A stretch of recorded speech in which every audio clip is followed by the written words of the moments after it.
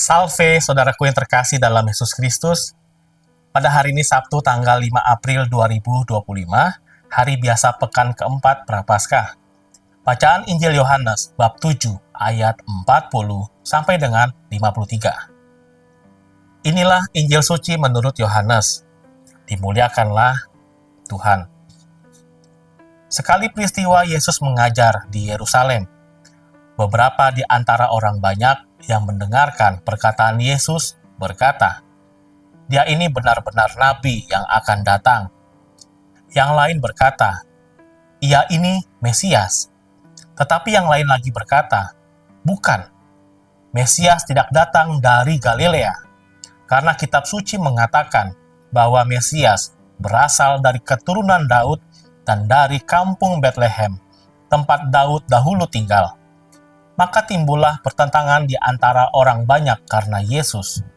Beberapa orang di antara mereka mau menangkap dia, tetapi tidak ada seorang pun yang berani menyentuhnya.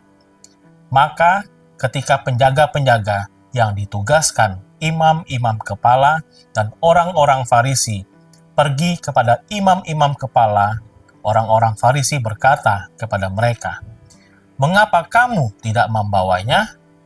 Jawab penjaga-penjaga itu, "Belum pernah seorang manusia berkata seperti orang itu."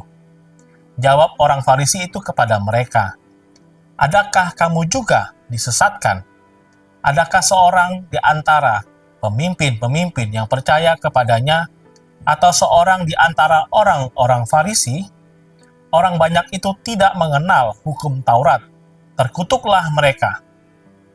Nikodemus, seorang dari mereka yang dahulu telah datang kepada Yesus, berkata kepada mereka, "Apakah hukum Taurat kita menghukum seseorang sebelum ia didengar, dan sebelum orang mengetahui apa yang telah dibuatnya?"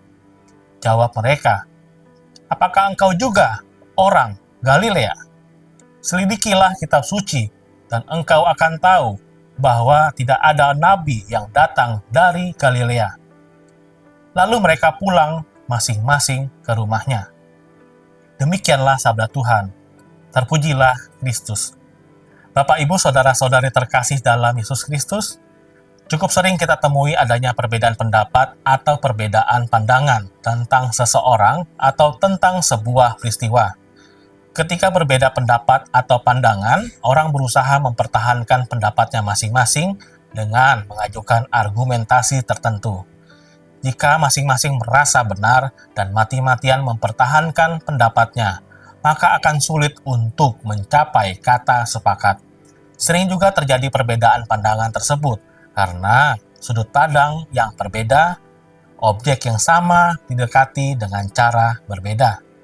Orang-orang yang mengenal Yesus memiliki kesimpulan sendiri-sendiri seturut pengenalannya masing-masing.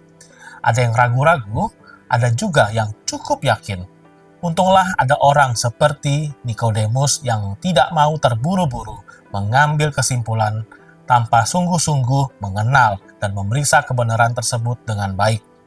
Marilah selalu mencari kebenaran dengan rendah hati, membuka diri untuk mendengarkan firman Tuhan, tumbuh dalam iman dan mengenal Kristus lebih baik.